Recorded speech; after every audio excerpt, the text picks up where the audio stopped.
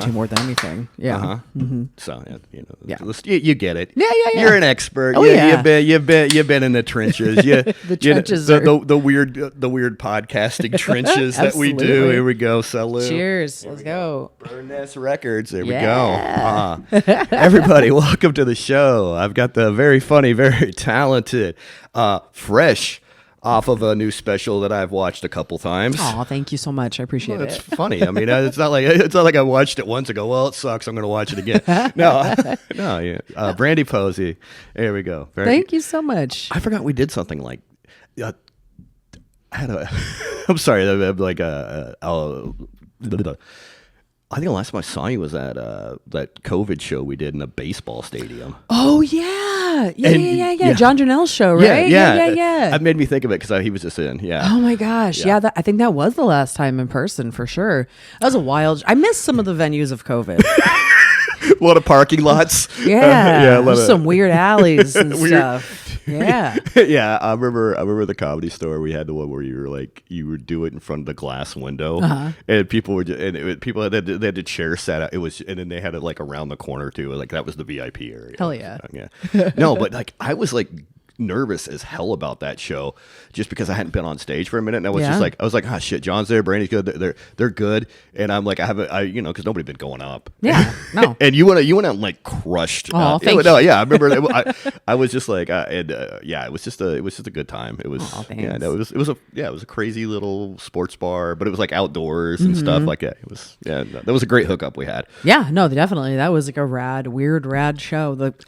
Thanks for reminding me about it. Because like that was kind of the first like live outdoor humans there. Yeah, actually, it was the second because there was another one that I did that was an outdoor thing, and that was weird. It was a weird one. This one was much better. Everybody was still trying to figure out their and also just like the Zoom. I'd done so many Zoom shows, so I hosted a couple. Yeah, I mean, same. Like we tried to do Picture This on Zoom for a little bit, and it was fun. It seems like it could work. It did work. It just was like getting people like at a certain point we were like, we're done. The effort didn't equal the payoff kind of vibe. Exactly. I mean, because my main complaint about Zoom shows was people would be like sitting on their couch watching, and thank God they did, or if they bought a ticket, amazing. And but they would forget they were sitting on their couch, or they would be sitting on their couch and forget and their mic would be on because you want to hear the yeah. And they would be like, hey, honey, can you get the Fritos? Yes.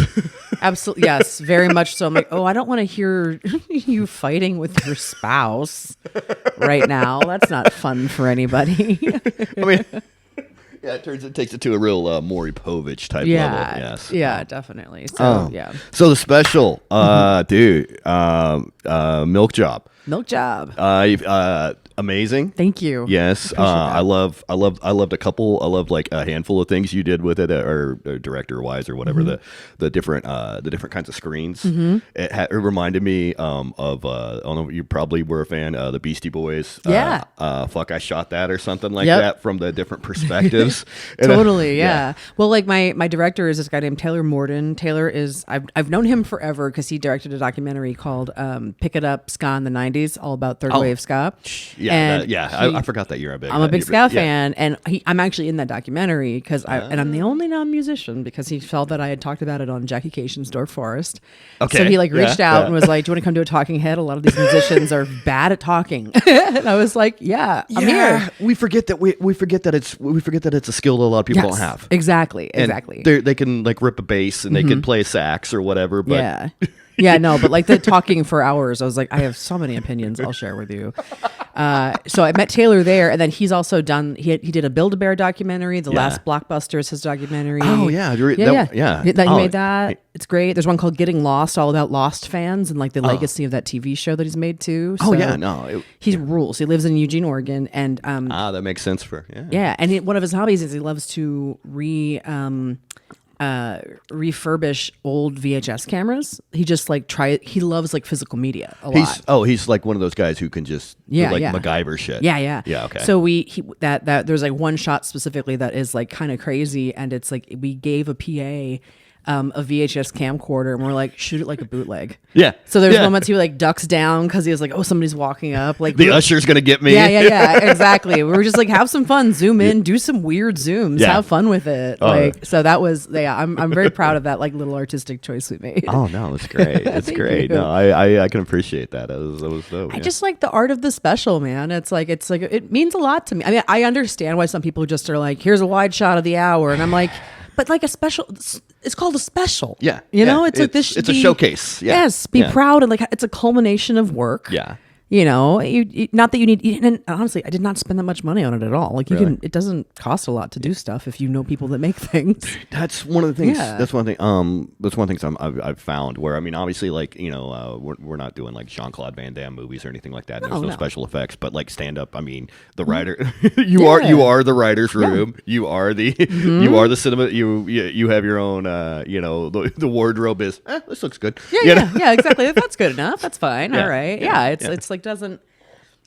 Cameras are so cheap, and like where there's a will, there's a way. You can figure it out. Like I see these people that spend like hundreds of thousands of dollars, and I'm like, I'm glad someone got paid, but like, okay. I'm doing dick jokes. I don't need pyrotechnics. No, you know? no. I like a small space too. I feel like it's more intimate for a special too. I mean, we had about 150 people there. Yeah, it was like a traditional theater kind of setup. Yeah, this place called the Clinton Street Theater in Portland that has been around since vaudeville times. Actually, the acoustics in it are awesome because it was made pre-microphone. So you kind of get that rolling laughter. Oh my god! Yeah. That's was it one level, or did it have like a mezzanine, or was it kind of is just like seats, like a stadium like type a bowl? Seat. Oh god! Yeah, it was rad, and then it also like that theater also has the longest running Rocky Horror Picture Show. It's been happening midnight on Saturdays since it opened. Was it in Oregon? No, I don't know where it started. Oh no, the you recorded it. Oh yeah. Oh, I did it in Portland. Okay, yeah. Right. I was gonna say that. Yeah, that seems like a very Portland. I was gonna. Yeah. Well, no, it was funny because we shot it, and then literally I walked outside after shooting it. I did it in one take and was just like, "Let's go." Yeah. And, you are punk rock. Yeah. Well, I was confident about filling it once. Yeah. And I was like, I trust myself as a performer more than I trust the city to fill this room twice.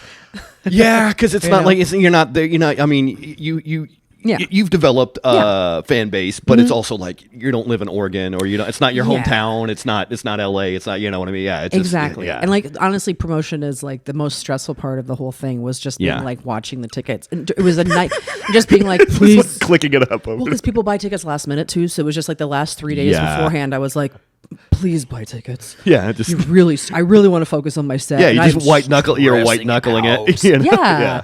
So we had it was packed. It was like 150 people. It was packed. It was great. Yeah. And so I walk outside afterwards, and it was also happened to be the day that Portland's naked bike ride was happening. So I walk outside to just you had competition. Yeah, I mean, exactly. It was like, oh, you guys should all been in my show, but okay, that's fine. I guess your dongs are out. That's fine. So I walk outside, and there's just like 400 people naked on bikes just riding past the theater, and I was like, it's an omen, and I don't know if it's good or bad. It means something we're not exactly sure. Yeah, time will tell what it means eventually. But it was a hell of a thing to walk out to. Especially like after you're like, ooh, that's done. Ugh. Yeah, exactly. I was like, oh man. I was like, I already don't feel like I'm like in my body because I just like left it on the stage, and I'm just like, whoa, weird. Is it the same planet? Did we stop wearing clothes in the last 2 hours? It's like my special had that much of an impact in the city. Yeah, exactly. I've started my own revolution. That's the dream. Yeah, we got rid of fast fashion. Here we go. Yes. Yeah, exactly. No, I'll take it. We should go thrift. Everyone should be thrifting.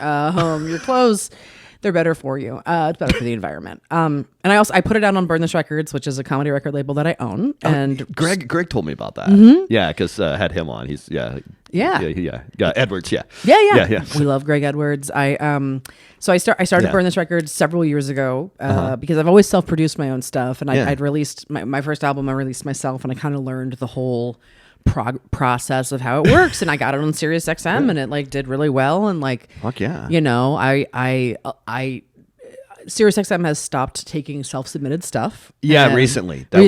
Yeah, because did they transfer to like Netflix or something like that? Well, or whatever? no, it's because of... If it's something I can't talk about, no. I'll yeah, tell everybody about it. Actually. I'm not trying to throw you under a bus or anything. You're not at all. Okay, yeah. I think it's something that most comics actually should know about. I know a lot of people were upset. Yeah. Yes. Yeah. So the reason that SiriusXM has stopped taking self-submitted stuff is because there was a lawsuit against them from a company called Spoken Giants that is a subsidiary of 800 Pound Gorilla. Okay, yeah. And basically, so every time a music track plays online, a music track has 3 streams of revenue.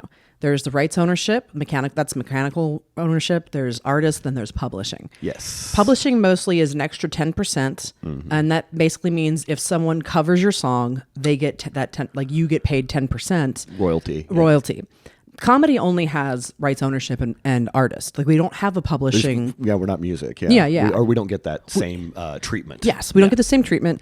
I'm honestly also fine with it because a comedy track is so cheap to produce that if a music track is 10% is getting 10% more for playing, I'm like that money is actually mostly going also like to the musicians that played on it. Like the people get points. The house musicians and stuff like that. That pie gets split so much more. Yeah.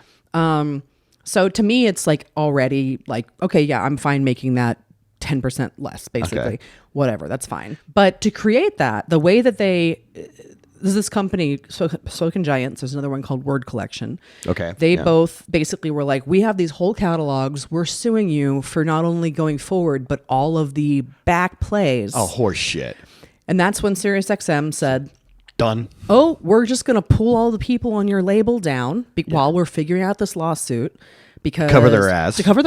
Yeah, which is they're a multinational whatever company. And like, it's like you would do that if you were like, oh, you're suing me for I'm gonna stop playing the people because if I do lose, that number's just gonna keep going up. And they got shareholders and they got of course. Yeah. So that lawsuit that was in 2022 is when that happened. All those people got pulled off.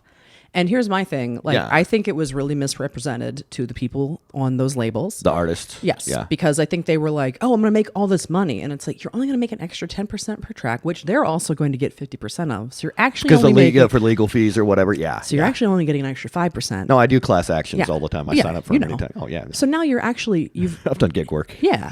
You've been fully removed from the system now for 4 years. Yeah. You will never make up that extra 5% plus that 100% that you lost for 4 years. Yes. So I think they honestly really misrepresented to their artist what was happening. Yeah. But because of that lawsuit, SiriusXM said, we're not taking self-submissions anymore because now any labels that work with us need to sign an agreement saying that they are not interested in publishing royalties. That would cover their need. Okay. Mm-hmm. Yeah. Which is like fine. So that's why I started a label because I was like, all right, I'm starting a label. I'm okay with that deal. Yeah. And now I am like able to submit things to SiriusXM. Fuck yeah. And I do a better deal than most of the comedy labels out there because I think that like most comedy labels do a 50-50 split, which I've always thought was like very predatory for the most part. I think there are certain labels that I think are investing that money back into the comic and back into developing something. Like Blonde Medicine does it right. That's what their deal is. Like they are like, or they're doing something altruistic with it or whatever. Yeah. Like they're hiring PR, so it's like they're paying for a PR person, which is. They're starting to get into producing specials, so it's like they're putting that money back into the comics. So I making the audience bigger and more accessible to the art. Yeah. And like that's totally fine. And they're also like doing a nuts to butts like fucking model where it's like they are starting you. They're gonna like take care of everything. Most of the people that I'm working with on Burn This are proactive self starters that have like produced their own thing and been burned. Oh, burn this. And burn this. Yeah. Their shit's been burned. I didn't know. There's a lot of meanings to it. We're burning this to the ground. We used to burn CDs when I would do like hell trouble gigs and I would would sell them for $10 a piece. Exactly. Win a muck of Nevada. Totally. To a fucking casino gig. Yeah. Totally. It was all burnt CDs. Exactly. So it's like, we're burn this records, but let's get into it. But it's like, so most of the people I'm working with are like people, honestly, I'm not working with a ton of LA comics. It's like most of the people out of town who are like these kind of DIY pillars of their scenes. Yeah. Are also like, these are the people that run the shows that are the indie shows. Yeah. And if I can get them on SiriusXM with some decent money in their pocket, then they can maybe drop one of their day jobs and get to like actually feed their scenes and like help keep them healthy, or tour themselves, develop more of a bigger fan base. Absolutely. And it's just like this. There's a middle class in comedy that I think gets really huge, gets really like ignored by you've got your Netflix, you've got all your bullshit. Yeah, you're gonna have your Matt Rives and good on them. I'm not hating anybody, but fine. But you need this like middle class to exist, and like however you feel about like Don't Tell, whatever. But like I think they've really shown that like you don't need to be a name if the jokes are good. Yeah. People will like gravitate to them. Yeah. Like that will take off. They book pretty well. They book very well, and they do a good job presenting. And a lot of like one of the things I do, like the non-traditional venues. I mean, like we've done some of those. We were like, it was just like, and this lady's just washing her color clothes. in the back or something. Yeah, exactly. Yeah. And I think that it's just like. It's another avenue. It's another avenue, and it's just trying to like feed into the ecosystem and keep it healthy, because there needs to be a place from open micer to superstar, and that middle does need to exist, and it's good that it should be thriving, and that's a healthy system. And it's great. And it's great when it's somebody like yourself who is, an advocate for stand up, and obviously someone who's done it well, and has, you've probably been like on a deal or two. You're like, geez, and well, and I think it's like I have a really hard time trying to figure out how to exist in comedy still and like maintain like self-respect, sanity, self-respect.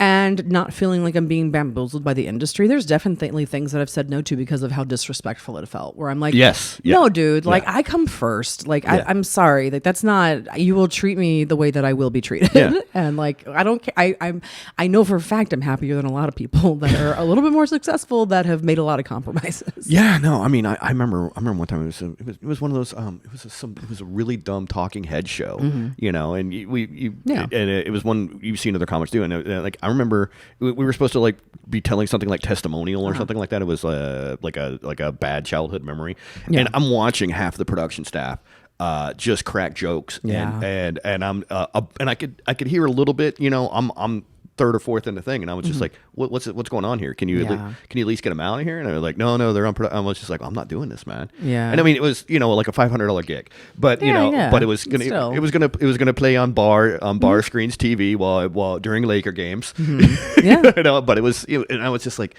I remember and they were like, they'd never seen anybody walk out, and I was just like, no, I mean, we're not doing War and Peace over here, but at least no, be respectful. So respect for the artist. It's like my time, man. Come on, like I like really I just really believe that like in actually being artist friendly and like us like taking back some of the power a little bit, like I study the history of film and like the way United Artists kind of thing started, and obviously it's gone whatever it's turned into, just like MGM or anything like that now, but it's just like serve the servants for Christ, No, exactly. And it's like I think it is like you need to be like, I'm worth something. I can't like at the very least something, please. Like just treat me like a fellow person would be nice. And like, I think I wish more comics would like think more collectively and about like the art as a whole. Because I think it's like really, I mean, I understand why, but I also like, I think that's very fear based in a lot of ways. And I just wish more people were brave in general across all things. You need to find bravery in yourself to say no. I mean, it's the phrase "fuck you money," where it's just like and for some people, $50 can be that, or something like that. Oh, this reminded me of something horrible I meant to tell you. I should have told you before this show. I am going to do a 60-second ad read. Okay, that's totally fine. I don't want to let you surprise. I'm like, oh, by the way, blah. Anyway. No, you're good. Make that ad money. It's a Raytheon. Not compromising any values here. No, exactly. Support your local genocide. Here we go. Yes, absolutely. It's a THC based seltzer drink. Great. Yeah, I know, and I know that's not your thing, but whatever. No, but I think it's great. I think it's great. Anyway, sorry. So you. That's how you got started with Burn This. That's how we got started with the label. I've also like done a few compilations. I've done 2 compilation albums so far that were all like 20 comics on one theme. Okay. And they are like, I've made them for charity. I did Burn This Election in 2016 was like a house party that I shot because it was just like I was like, everyone at that point, I was like, everyone has all these Trump jokes and these Hillary jokes, these election jokes that I'm like, they're so funny, but you're never going to put them on an album because it's shelf life jokes. But like they deserve to be somewhere because you worked. These are good. You worked hard. It's a good moment in time. Yeah, exactly. So we recorded that show was crazy because we recorded it like after the Cubs won the World Series. It was like that really tight limit, because it was right between. It was like Halloween and that. And I was in West Hollywood at a Democratic watch party. We were just like, what? No, we turned it around in 48 hours. Like we recorded the whole thing. I made like a few edits, and I just was like, just mix master. Let's get it up. Let's go. Fuck yeah! And we had it ready to drop on election days. People could listen to it while they were in line to vote. And like, it's a very funny, very great time capsule album of like that moment in time. It was a weird time. It's so weird. It's funny and weird, and you're just like, everyone's just like, I guess Hillary's gonna win. Yeah, like I just assumed. I mean, that whole 2016 election. I had been working in politics at that time. I was actually in Oklahoma, cool. and like it was a state referendum to fund. What was it? Sales tax to fund local education and college and Votex, and it was destroyed, And I was just like, and I understand it's a regressive tax. Nobody was a huge fan of it, but also it was just like. For this stuff? I was just like, do you not want welders? Do you not want HVAC guys? Do you not want, You need these people, man. And it was also like the teachers are broke and they go out of state, and they're like, hey, I'm doing the same thing here as I'm doing there, and I don't have to lease a car. I own it, or whatever. Exactly. No, I mean, like we pay the most important people the least in this country in a lot of ways. Well, I mean, basketball players do matter. So tech CEOs. Oh God. Hey, Martin Shkreli matters. Yeah, absolutely. God, yeah, truly cursed. Sorry. But yes, we burned this election 2016 album, and then we did a Burn This Pandemic, which was people. It's 20 comics doing pandemic material. It's a really funny album because it's like, because I think there is like a weird memory hole thing happening where I think people keep like everyone has PTSD. From at this point, a million things, but COVID for sure get people some. But and the way that both administrations wanted to move on from it, as if to be like, don't worry, don't think about it, just don't think about it. You're like, no, things were better a little bit. Like you paid for school lunches, you like made unemployment actually a livable wage. Like you did all this stuff that it was like, oh shit, so you can do it. Yeah, it was it was like, oh, this has been sitting in the closet the whole time. Yeah, I was like, oh, wow, people can actually, like, I know so many artists specifically that the pandemic unemployment fixed their lives. Was it Michael Longfellow used to be on SNL? He said, this is the year I've made the most I've ever had from doing comedy, and it was because of pandemic. But it was, honestly, for real. So it's like, so that album was really fun too, because it is just like so many different perspectives on like what their lockdown was like or whatever. And so I've done a couple of compilations. I want to do more of those, and that money goes to charity. Like the Burn This Election goes towards RAIN. We made about $5,000 for that organization, which is great. Yeah.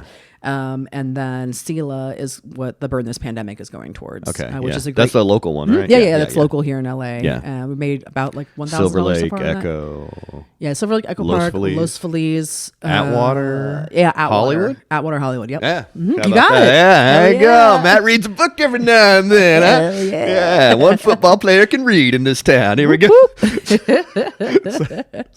No, you're good. You're good.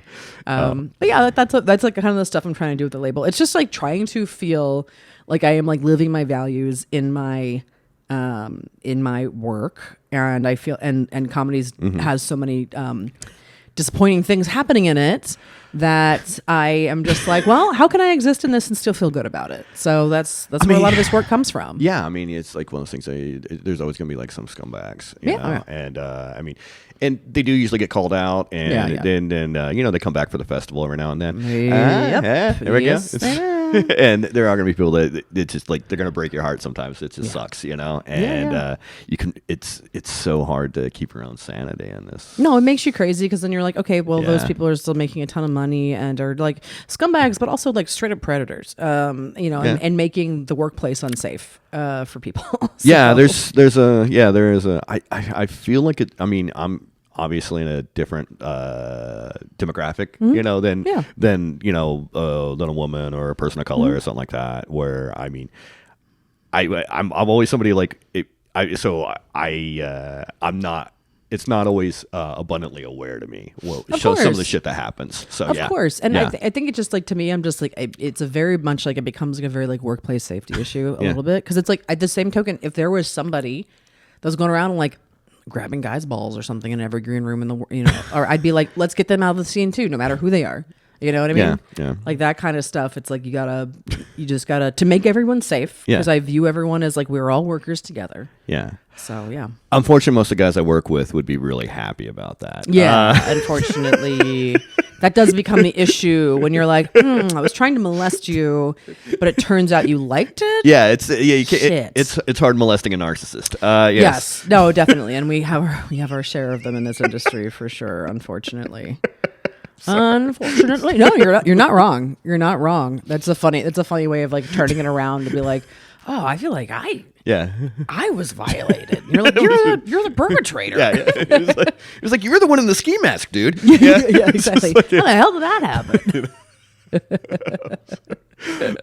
No. So yeah. How do you feel like? How do you?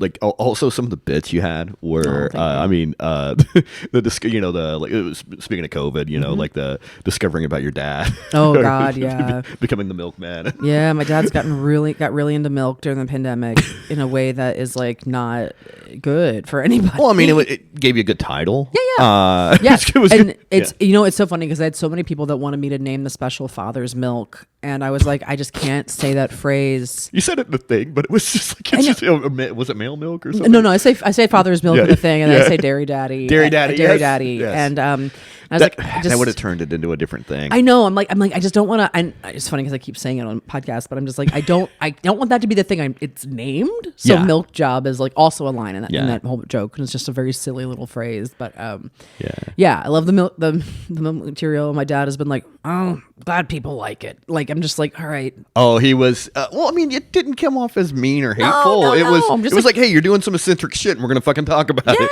Yeah, exactly. It was like, I love you. Hey, you always say, you know, why don't you talk about me in your act? And it's like, you finally do it. Yeah, I'm like, careful what you wish for, old man. I've got my dad. He listens to this probably. So hi, Dad. Anyway, I have one bit about him, and it was about like him being like a 70-year-old. I'm his favorite kid because I made sure his ashes are going to be spread at the local Home Depot. That's awesome. Yeah, and he loves that way. Yeah, he loves that way. Like I was doing a show in his town. He was like. So it's just like, all right, yeah. I mean, it's like, yeah, it's not hateful, but you always get growing up, coming through. Did you always have like a lot of people saying, "Oh, don't put this in your act"? Oh, no. Well, it's always like somebody who's so innocuous. Yeah, I know. I've had like coworkers that are like, "Don't put me in your act," and I'm like, nothing about you is interesting enough for me to talk about on stage. Thank you. Yes. I nothing you've done has like struck a chord with me enough that I would mention you. Yeah. I become that Don Draper meme. I don't think about you. I don't think about you at all. You are nothing to me. Yeah, exactly. It's just like, please do something that's worth it. I would love the material, but like nothing you've done is interesting enough. to merit an applause break. yeah, exactly. This is what we're aiming for. We got some real top tier interesting things that have happened to me. Okay, so get on my level. Yeah. Sorry, Brandon. Here we go. Yeah, exactly. Or whatever you want to call him. I mean, there's a Brandon I talk about in the special. Oh, okay. I wasn't trying to go specific. No, it's fine. I was trying to pull a name out of my ass, but then I didn't want to name somebody who I actually worked with and I hated. That's fair. Yeah, that's fair. No, yeah. So like, I also, you may hate this compliment. No, it's fine. But I also was watching. I was like, you should be a fucking paid rag at the Comedy Store. Thank you. You're a fucking monster. Thank you. And I think so. I wish that they cared about me. Well, Rose is there now. Yeah. And she's. I mean, you know, I don't mean to make it all about in the store, but it's like it's you know, they've moved around so many different talent people in the last 2 or 3 years. So. Yes, no, definitely. Yeah. Emily always liked me, but like I don't know Rose. I'm open to it. I just like am not gonna come down and kiss ass. You don't have to. You don't have to anymore? I don't think you have to. Okay, good. I think the way that when we started with the Tom Petty freak. Dude. Yeah. I remember, hold on, the very first time I ever performed at the comedy, I have a great story about the first time I ever performed at the Comedy Store. This is like also why I have not really, it has a vibe. Dude. And they're very, it's better now. I mean, yeah, I've heard it's much better. The few times I've been there, it has felt better for sure. Yeah. First time I ever played the Comedy Store was probably like 15 years ago. I did a bringer, but I didn't even know what a bringer was. At that point, I got it off of Craigslist. I was baby. I was 6 months. Baby Brandie. Baby Brandie doing a comedy bit show. And like since I brought nobody, because I knew nobody in Los Angeles. Because you're working on your shit. Yeah. They put me last, which is fine. Headliner at the Bringer show in the belly room. 3 a.m. Oh man, I'd been there for like 4 hours. Yeah. And like the 4 comics before me, I wish I could remember who they were now, because I know that I'm sure they were very, very fucking funny. Yeah. But it was 4 black guys talking about how white women were crazy. And then I was the closer, and I did not have the maturity as a comedian to play off of that, because I was like, I have 4 minutes. Take it like a volley and run with it. Yeah. To like play with, like, you know, kind of talk and like to reset the room and like make a joke about it. So I just was like, I have some material on Renaissance festivals. You kind of did, though. I kind of did. I was just like, I don't know what to do.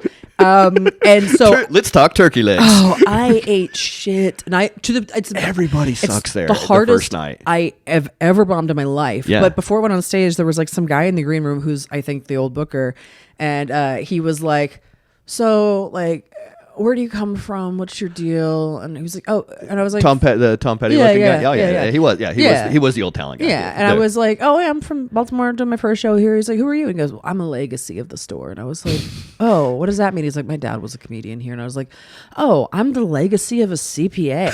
Is like that how we talk about what our dads do? I'm a legacy? What the fuck? We're both in this room, dude. So it was legacy. Excuse me? Your dad was a deadbeat degenerate. Your legacy? Unless you're Polly, you can't really. Yeah, it's just like it killed me. I was just like, what? So then I'd bomb, and I'd ridden my bike there. Oh fuck! Double fuck, dude, double fuck, triple fuck, whatever you want to call it. All of it. So I'd ridden my bike there because like I used to live in Philly, and like I love biking around a city. LA is not a good bike city, but I was like, it'll be fun. I'll bike to the Comedy Store. Horrible bike ride. So I'm biking back to, at the time I lived in Koreatown. Okay. And that's still a hike. Well, at least it's downhill. Yeah. Going back was downhill. Coming up though. No, going there I was like, these 22-year-old legs can do this. But 42, it would not happen anymore. Yeah. So hello Uber.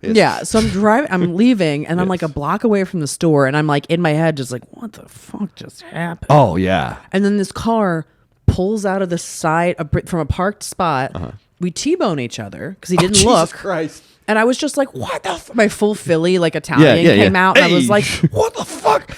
This man turns, and it is Ron Jeremy. Yeah. Drunk off his mind. Just being like, oh, sorry, honey. You okay? And I was like, Ron Jeremy almost killed me? What a way to go out. Jesus Christ. That could have been your obituary. I mean, truly. I was like, I just bomb worse than I've ever and am ever going to bomb in my fucking life. I meet this asshole in the green room, and then Ron Jeremy kills me. Yeah. So I've been like, the store needs to like win me over. It's kind of how you need to. I know you're like straight edge and stuff, but maybe like smoke just straight like sage. Like vape some sage. Just white. Just let's cleanse this space. It's a million times better. I know. Yeah. I heard it. I heard it totally is. It's just like I just need to. And you have that's a valid response. You have Ron Jeremy used to live 2 blocks away from you. Oh, Jesus Christ. Oh man. In his little Saturn, he had a Saturn. I just remember being like, Ron Jeremy drives a Saturn?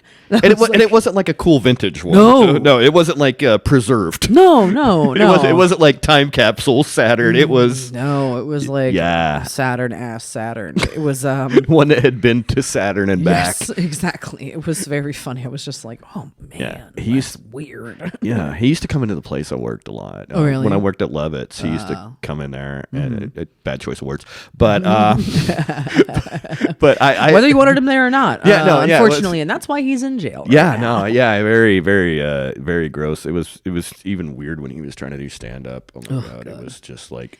Can you imagine, like, oh man, like getting Ron Jeremy's apart? I feel like you have to tell someone. Like if someone dies in your apartment, they're supposed to tell you, like in a building or a haunted house kind of vibe. Exactly. I think you should also be told if Ron Jeremy used to live there. I think you should.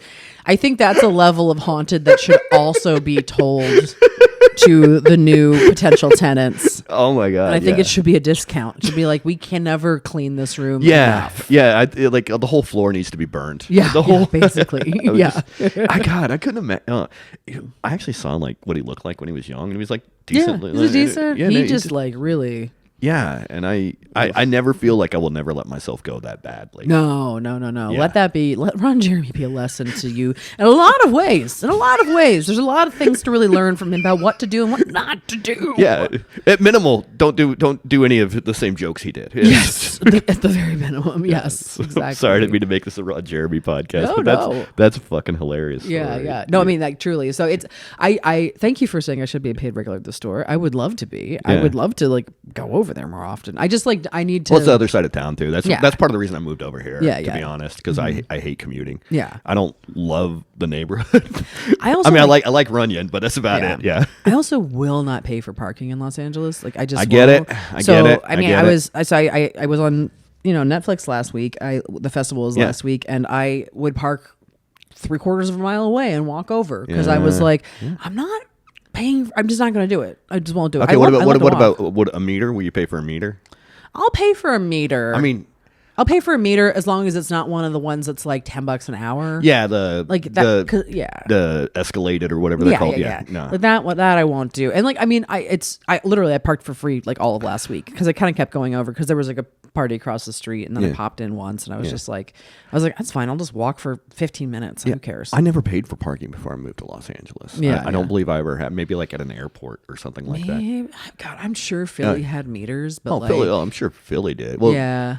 But not, I mean, nowhere near that much. Yeah, but like in Oklahoma, like even like the downtown, it was just like businesses, and then now it's like got like when I was there, it was like no nightlife, so there was nothing, there was no demand. Oh, and it's like now it's like everything is there's so monetized and permits everywhere too. Where I'm like, you can't even like the thing I had to run out. Yeah, you're like you can't even park here. Like what the fuck? Like they like for Runyon. Yeah. Hillside, they let people park on Hillside, and that's free. Yeah, but then they also have like people that live here that you want a spot and people everybody's hosting a podcast, so they gotta have they gotta have podcast tax. There's 15 podcasts going on in this building right now. Exactly, you can feel the hum of conversation volleying around us for sure. Yeah. After you get done here, the guy in 306 is gonna have you on. Here we go. Perfect. Would love to do. It's like this is the version of doing like a press tour. You just like knock on each door. Excuse me, do you have a podcast? I'd love to sit in. Is that fine? Let's fire it up. Fire up the old Zoom. Let's go. It's a fishing podcast, but sure. I've fished. Yeah, I've fished before. It's been a minute, but it's a podcast about deep sea fishing. I didn't grow up landlocked. Let's go. Come on, go with it. Yeah, it's a new ecosystem. We're working with it. Literally, it's a new ecosystem. Yes. While you're on the boat, who needs to? What, you're gonna be left alone with your thoughts? No, put on Milk Job, available on Spotify, wherever you listen to music. Go right ahead. Yeah, man. Yeah, Italian guys on a boat. Yeah, it works out. Absolutely. Throw it on the old YouTube. Put it up there. Leave a comment. What kind of fish did you fish? Would love to hear. I've honestly been using the comment section for whenever I've been doing podcasts, being like, "Hey, here's a thought. Come tell me what you thought of me on the podcast on my comment section. Let's get the traction. Let's get the traction going." Yeah.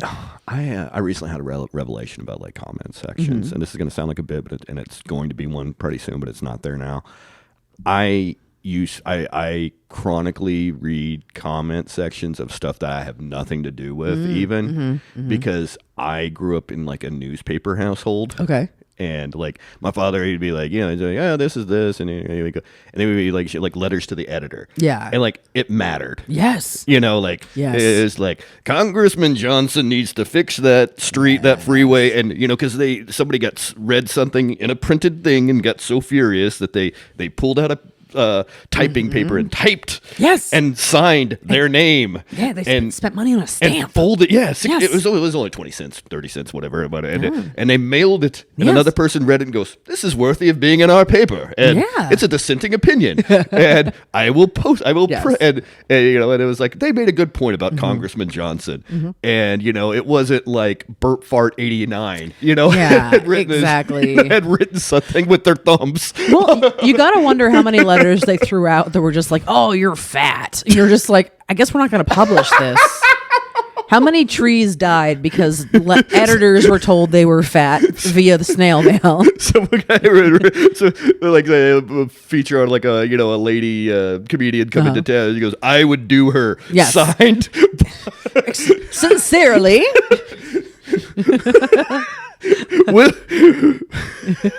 William Matthews Esquire. Exactly. God, I love being called a bitch by an Esquire. That is nothing makes you feel quite so I feel seen. Yeah, exactly. Like, oh, okay, cool. And so like I don't know why I care. You give them the weight that they don't deserve. I know, I do. And I'm like I have a high level. It's like one of those problems with empathy. Yeah. I have I was like, oh, everybody's got something to say. Not everybody does. Not everybody. Not everybody does. What did you know? Rivers Langley. The one that passed away. Wait, no. Wait, no. I was thinking somebody. The guy that, Goods from the Woods. Yeah, Goods from the Woods. Yes, yeah. He has a segment on his podcast that I love where he always looks at the comment sections of like some classic rock song and he'll pull the best comments. And like because you'll have people. He's very funny. Oh, he's the best. I love. Sorry, Rivers. I got crisscrossed on somebody. No, you're fine. You're right. River Phoenix is dead. Correct. Rivers Langley has a podcast. Yes. So it's funny because like on song comment sections, people will be like, this song is about, this reminds me of that woman that did me wrong. And it's like it's like usually guys just being like, that's nostalgic about it. And like, that's their therapy section where they're just like, they'll just admit like a real dark truth. Cause I'm like, oh, you were like fucked up and just being like, she left me, but this song makes me think of her every time I hear it. And you're like, oh, I think your friends should know that this is how you feel. Do they know? Yeah. Or is it just this Don Henley section? Oh boy. It was yes, you were one of yes, you did lose her to one of the boys of summer. Yes. Yeah, exactly. I'm just like, oh my God, Hotel California really is got some bodies to account for. That's so funny. I've never really thought about. I've never been a comment guy. I very rarely leave them. Because it's like I said, it's very low stakes arguments and a lot of like. I do appreciate like a good faith disagreement on something like that. Like totally. But when it's somebody who's just it's just some of it's just bad faith. Some of it's just people that are just like also they want that little like zingdom, and then to me I'm like if I give you any attention. That's me like you responding can be their win. It's not worth it. Yeah. And it's like I don't want you to know that you even got under my skin at all. So yeah, like the Dom Draper. I don't think anything about you. Yeah, I usually just like we'll just kind of mute stuff and be like, all right, I'm gonna delete you, mute you. Bye. I have recently learned how to block people. Yeah, love to block people. This is like me being like such a pompous asshole, but I just I just go in my head. I go, you had one moment to impress me in this life, and you fucking failed. Block. That's what I say whenever I'm about to block somebody to myself. I just go, you had one moment in the universe to make yourself matter to me. Yeah. You didn't. It's very Simon Cowell. No, very much. There's a villain in me. Very American Idol. Yeah, don't worry. There's a monster in here. I work hard to keep her restrained. Yes, exactly. And focused for Milk Job, the special. This is Milk Job, the special. Go on and tell me. No, it's hard to channel that because you have to have a level of resilience and a level of you got to protect your creative side, your playful side. You know what I mean? For sure. Well, and it's always like weird to me too because it'll be somebody being like not funny, and then you're like, but this clip is like me killing. Yeah. And like I have a really hard time posting content in general. Fucking A. Because it's like the art is the set live. Yes. And the people in the room. People in the room. Yes. That is the art. That is what I did. Yeah. Pound out that. Yes. Pound out, yeah. Yeah. That is the art. And then fine, I can clip it, but then now you're out of context. Yes. Now these are people that I'm like, you wouldn't have come see me. You don't even like comedy. So like you don't get to judge. You don't matter. No, the thing that matters. Not you, but no. What matters is what happened in the room, and I did my job. Yeah. This is like I don't give a fuck what you think. It's supplementary. It's great if you like me and you subscribe and this is like this is like content. This is not the art. It's two very different things. It's such a fucking ecosystem that I have had a major thing of just posting shit now. And the other thing I'm so dumb. It took me forever to absorb this. I could just take it down. Yeah, you can just take it down. I was like, hey, I'm gonna throw everything out. I'm not gonna throw everything out, but I'm like, oh yeah, that probably wasn't a good reflection of me. Sometimes people are right. I can completely You can take something down. You can turn off a comment section. Yeah, it's also hey, if 90% of the jokes are funny. Maybe it's maybe that commenter's a fucking douchebag, whatever. Yeah, I just also go like, if someone's being a douchebag, I'm just like, oh, you're talking from fear. You're just an afraid little person. Like you're afraid. You're being ruled by fear. You're a coward. Yeah. And I don't care what cowards think. Not everybody matters. It's no, just, they don't. Just, the people that are around you that work with you that have earned your trust and earned your time. That's who matters. Well, I always like to say. That really the only people that matter are people that I've eaten a meal with, or like contact or in my contacts and I'm in theirs, or something like that. It was just like, it's great if they like it, and I'm not trying to turn anybody off, but at the same time, I've learned that some people there's narcissists that are nobodies, and that's wild. No, it's really crazy. It's a hard lesson I think to learn in comedy, where like you have to be a little bit guarded with people and let them kind of figure out who they are. Because I had to learn that. Yeah, I remember coming in and being like, I'm just like a friendly enthusiastic, person. Enthusiastic and friendly, and just like I'll talk to anybody. And then it's like, oh, this is like a breed of people that there are people that I'm like, oh, I need to like be able to feel you out a little bit more. I'm not a fan of King and the Sting podcast. No. Exactly. I can blur it, whatever. Sorry. Yeah, no, not at all. No, I mean exactly though. Yeah, there's anyway, I don't mean to make it like that, but it was just like, 100% though. It's just very like, there are people that you're like, oh, you just view me as like a pawn in your rise versus thinking about this like in any sort of collective way. You only have transactional relationships in your life, and that's a lonely place that I don't want to live. Yeah, I have actual community and actual friends. In an art form that I love. And you can't.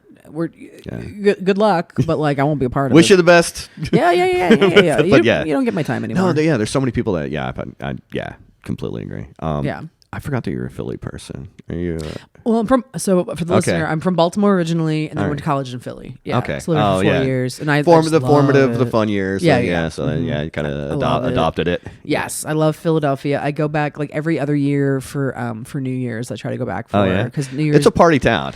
And New Year's Day in Philly, there's this thing called the Mummers Parade. Tell me. Okay, the Mummers are basically these like. There's several different kinds of mummers, but this parade has been happening for like 120 years. And they are like different tradesmen social clubs. Okay, like electricians, like welders, plumbers, all the trades. Or whatever, They all have like their own different social clubs, and they work for the entire year. They work on presenting a band and full performance with baritone saxophones, banjos, like a whole ass variety show. Yeah, a whole ass, and it's like marching band, but these guys are all plumbers, but they have like giant feathers and sequins, and like they do it up. It's crazy. Hold on, I'm gonna show you a picture of a mummer. Okay, I'll pop one into the video thing. You will be like, holy fuck, because it's like, and it is. There are thousands of them in Philadelphia, and then tons of people come out to the streets and just like. It's amazing. I grew up in a union household. My father was a electrician. Yeah. So you get it. Yeah. So like these are mummers. Like that's what we're talking about. That's Rio de Janeiro. Yeah. It's like that's high end, like costumed. Yeah. I'll pop that. Send that to me if you don't mind. Or I'll Google my own stuff. I can figure things out. And it's so much fun. New Year's Day, it's like that's wild. It's thousands of them all over the city. So there's just like this parade that happens. That's their New Year's Day parade? New Year's Day parade. Yeah. It starts at like 9 a.m. It's just, it runs all day. And then I can see why you go for that. Yeah. There's a secondary parade too. So that is like the unofficial Mummers parade down on 2nd Street, which is where all like the Mummers clubhouses are. So it's them after they've been like. Their union halls and stuff? Yeah, their union halls. So they've performed now they're blackout drunk, and now they're just marching with their clubhouse has rented these huge like speakers and DJs, so it's just like blackout drunk. Yeah. Fucking electricians, dressed up like carpenters, whatever. Like Mardi Gras, just like rocking down the street, having fun. It's so silly, and it is just this like all day celebration, and I think it's just the best way to bring in the new year. And it's like it's a Philly specific thing. I learned this is infotainment. It's exactly. We're here. We're edutaining right now. It's great. And it's so much fun. And then me and my best friend from college still lives there, and like we like to do a thing where we like to we try to live off the land that day. So like we try to because. People are like drunk, so they're just losing costume pieces all over the place. And you don't want to drive around that kind of stuff. Yeah. And then we try to barter, where we're just like, oh, I found like a giant. Oh, you turn it into a whole Black Rock City kind of vibe. Exactly. Where we're like, we just found like a giant peacock feather. I wonder if we can get some free pretzels with this. Like, it's like our own little game we play all day long, where we're just like, ooh, I found like a little fake sword. I wonder what I can change it for. Interesting. Fuck yeah. I try not to use money at all. It's very, very fun and silly, and like that's our own little game within the game of the Mummers. No, I mean, why not? You know, you're not harming anybody. You're not, a blast. Yeah. If you were ever in Philadelphia, go to the Mummers Museum. That you can like see the history of it and all the old costumes, and like it's so cool. It's just like and there's also like. There's no corporate sponsors. This is just like all the clubhouses. They fund their own things. Yeah, they put their work in, and that kind of thing. That's what they work on throughout their whole year. They work on this. It is the costumes are wild. Honestly, you should go watch some Mummers performances on YouTube. It rules. Okay. The local parade is awesome. The top tier Mummers, like Quaker City, is like they've been winning #1. Go watch Quaker City Mummer Parade the last few years. They're awesome. Don't do 2025 or 2026 because the wind was really bad this year, unfortunately, so they couldn't use a lot of their big set pieces. But look at 2025 and back, and they are so much fun. Place some bets on Kalshi. Do what you have to do. Yeah, come on, Kalshi, let's go. Yeah, the official sponsor. Raytheon and Kalshi. Fuck it. I'm doing Matt Lewis's Raytheon and Kalshi podcast. Dude, you like giving me a sec? I'm going to do the thing. That's cool. There you go.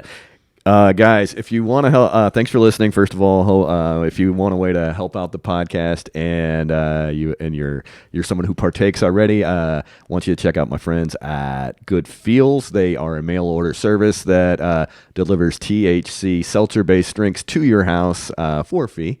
Use the promo code OV Points. You save 20%. You can do a sponsorship. They do subscription.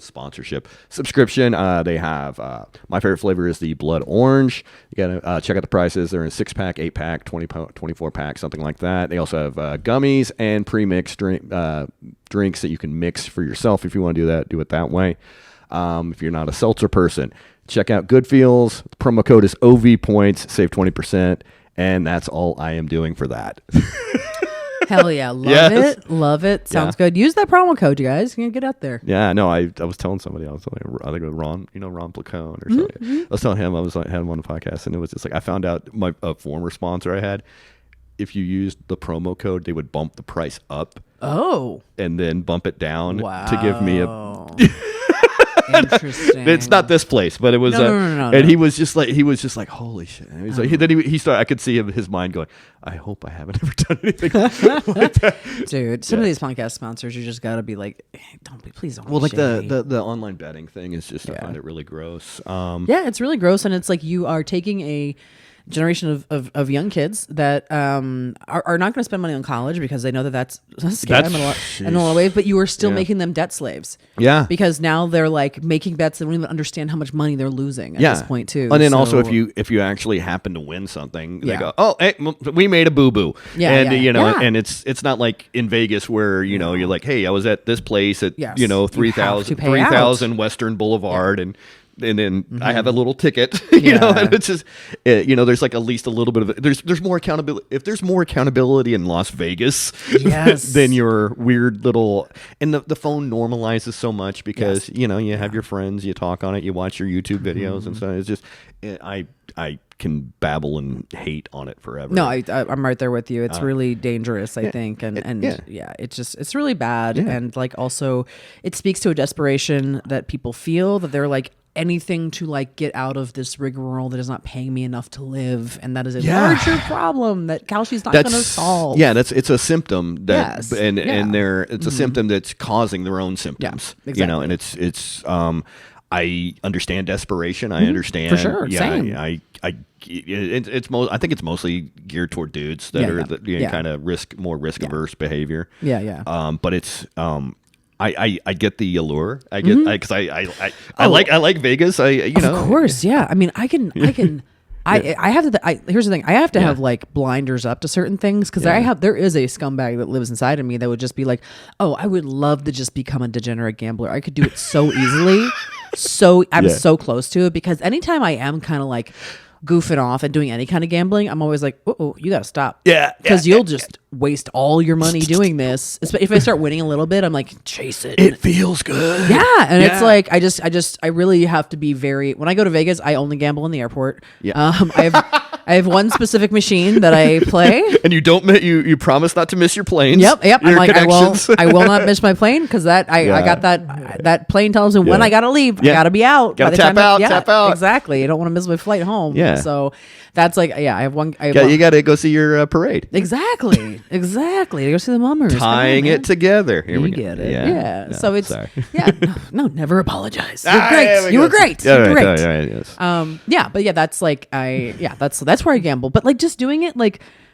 There's no joy to me with the phone in a lot of ways because like you're not in person, you're not feeling like the vibe of like being around other people. Lights. Yeah, the lights of it. It's an experience. I've won big on casino floors. Yeah. Like one was during COVID and I won like 52 something whatever. Damn. Yeah.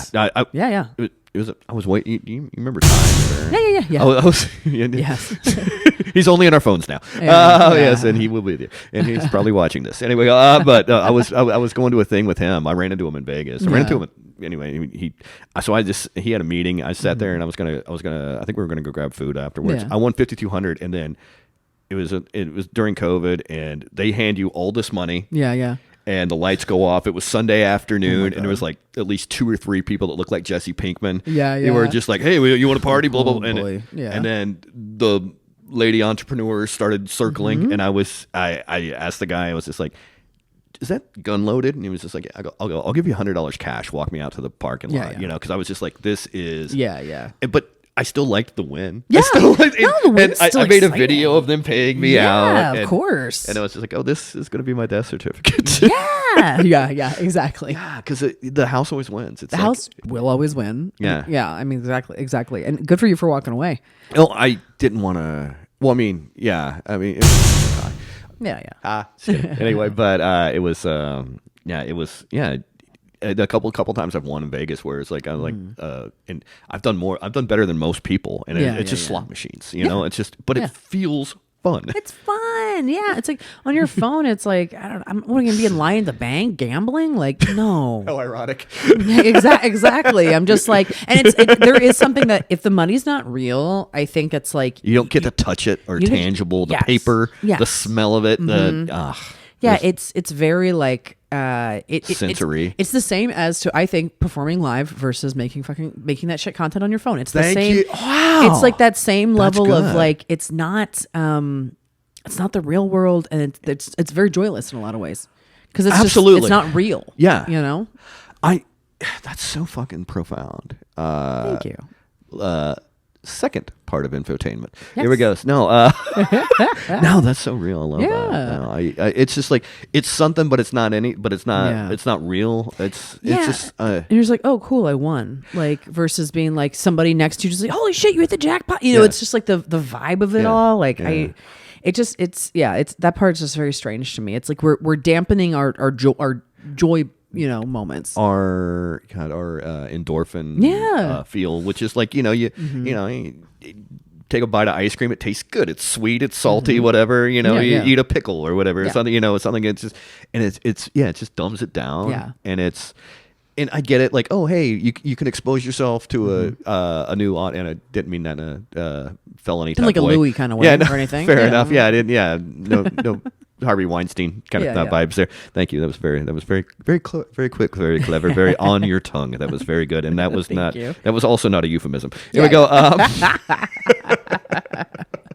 But no, I do like being able to, like, hey, we can do this, and then somebody can enjoy it, and then I become a fan or whatever. That's great. But it's also I just see so much of the clip, and I was just like, ugh. Yeah. And I hate that I'm a little bit of a part of it, but also I see that it grows the audience a little bit. It just sucks. Yeah. Yeah. Anyway, are you good on? You good? No, I'm great. I somebody was just texting me, and I was like, oh, let me turn off my alerts. I didn't realize. It's all right. Yeah, you're good. Yeah. Are you? Where can people find you? Where can the special? Of course, yes, absolutely. Yeah. So you can find me personally, Brandie, at Brandazzle on Instagram. Brandazzle is here on TikTok. Lady to Lady is my podcast that I've been doing for 14 years. Yeah, you are the three.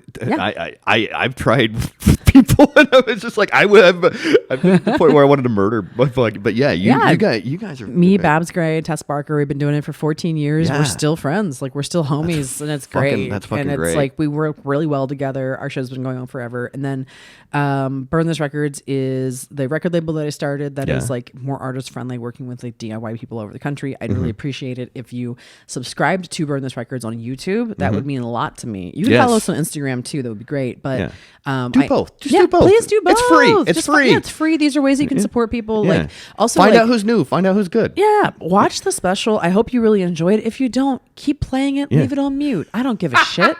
I'm very close to that channel being able to monetize. I'm like very, very close. And the whole point of me releasing a special on it was getting that channel to a point that, like, we get the watch time for the hour-long thing. Exactly. Yeah. And like I'm very, you have to hit 4,000 hours for a channel to become monetizable. I'm very close to it now because of the special. Yeah. So it's like now I can offer like the video space along with like putting out labels to people, and then like that is to be able to compete with your 800 pounds, with your Don't Tells, with your Netflix, and like with all these big companies as like a little guy, like means a lot to me. So like being able, if you were able to like, please watch it, please throw it on fucking repeat or mute. I don't care. Yeah, but do it at night. And I'm very proud of it. Like, I'm a very good comedian, and I did a very good job. And absolutely. Yeah. I feel like more people should, like I said, when I was watching, I was like, oh, she should be a rag at the store. Yeah. I mean, and I'm not just saying that because you're in front of me. You really fucking did crush it on the special. Thank you. Yes. Yeah.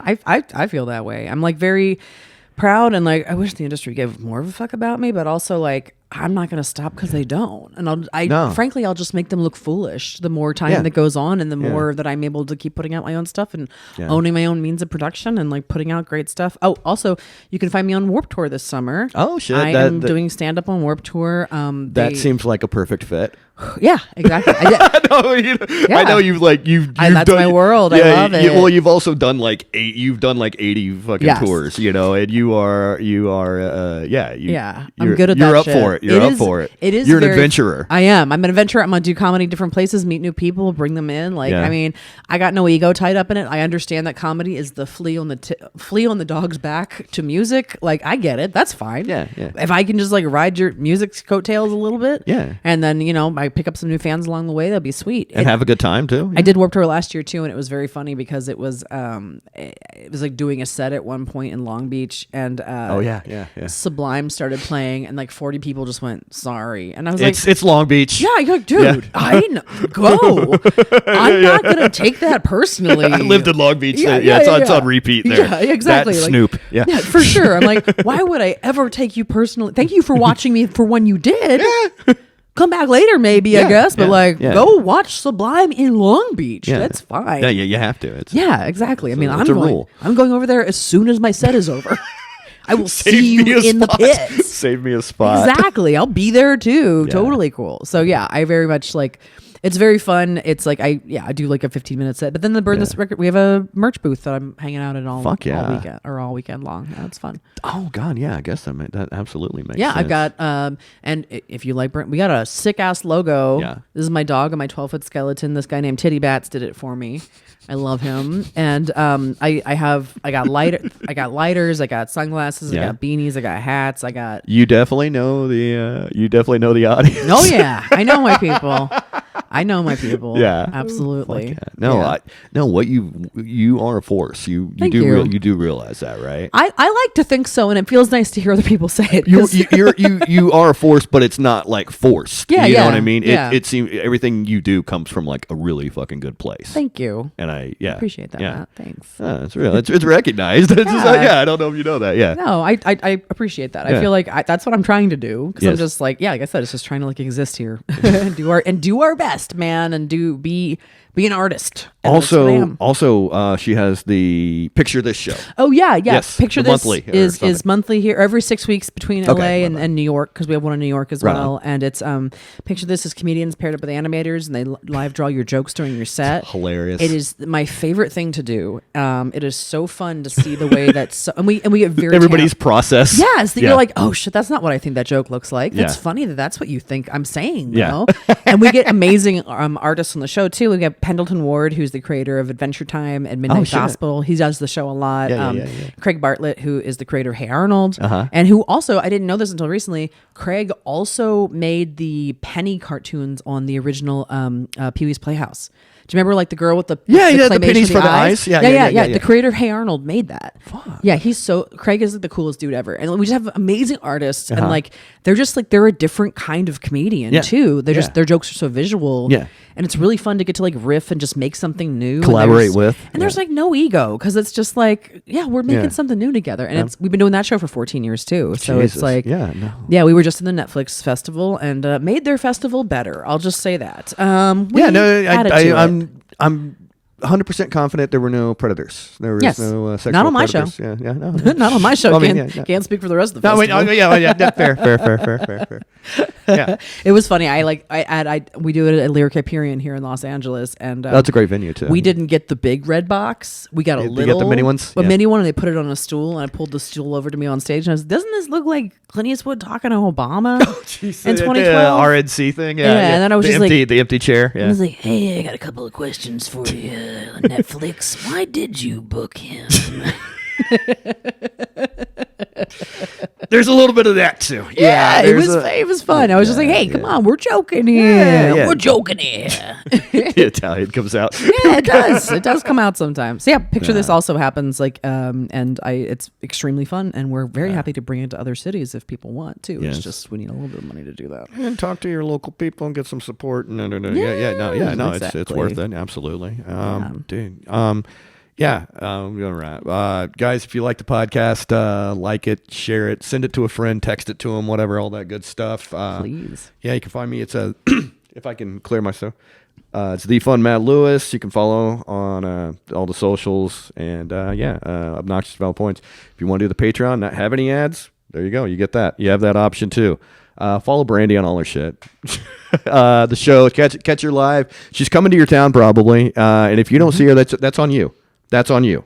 Is that fair? Yeah, that's great. And in the meantime, watch the special every day. Put it on mute. Yeah, please. Watch it live a couple times. Yeah, please. Yeah, watch it a few times. It's pretty great. I'm very proud of it. Yeah. Please watch it, but then also throw it on mute and get me those numbers. Yeah, baby. if you got to go to work or whatever people do, I don't know. Throw it on repeat, because here's the thing: the better it does, the more I get to rub it in the face of people who have not believed in me. Those that have wronged her. Here we go. Yes, absolutely. Let the Sicilian come out. Let's really make them feel like shit. Gonna go real Christopher Walken here. Here we go. All right.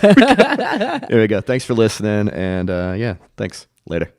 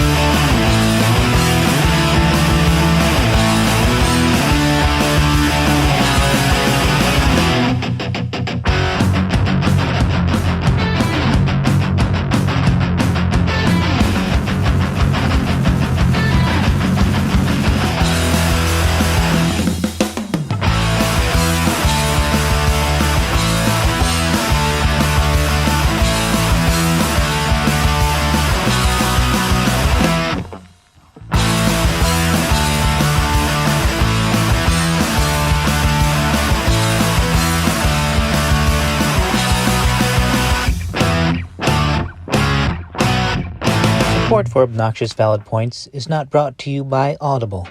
Audible, are you too stupid to read a book? Have one read to you. You'll find no books or mentions of books at patreon.com/ovpoints.